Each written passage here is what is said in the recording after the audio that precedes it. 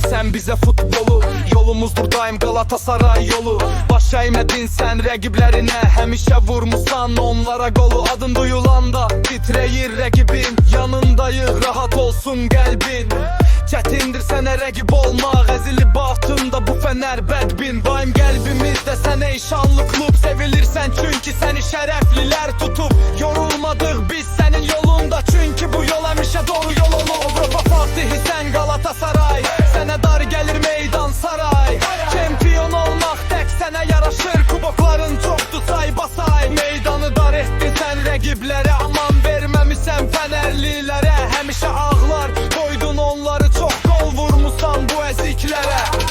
UEFA kubokun zəhmətlə aldıq, Avropaya bu yolda böyük səs saldıq. Dəyərli klubdur Galatasaray, savaşdıq daima zirvədə qaldıq. Olmadı kimsə sənin tayın bərabərin, qalib gəlməkdi sənin hədəfin. Güclü rəqiblərə baş ağrı oldun, çempion olduq Fənərlilər gəbərin. Biz əzmikar cimbom klubuyuq, bu kluba qarşı çox duyğuluyuq. Futbolu biz səninlə sevdik, rəqiblər üçün çox qorxuluyuq.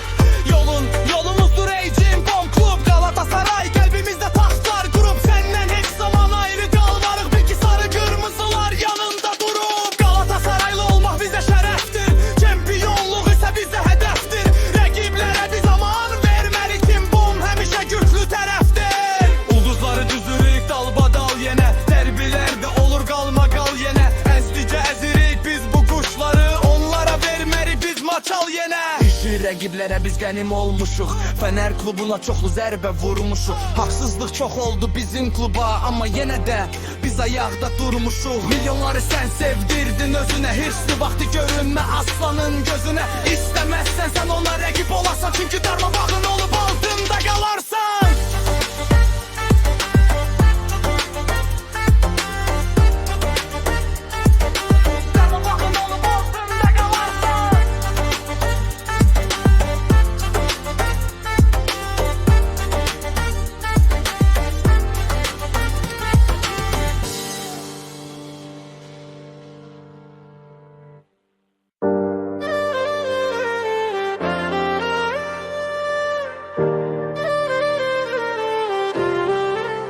Yo, sevdirmişsən sən bizə futbolu.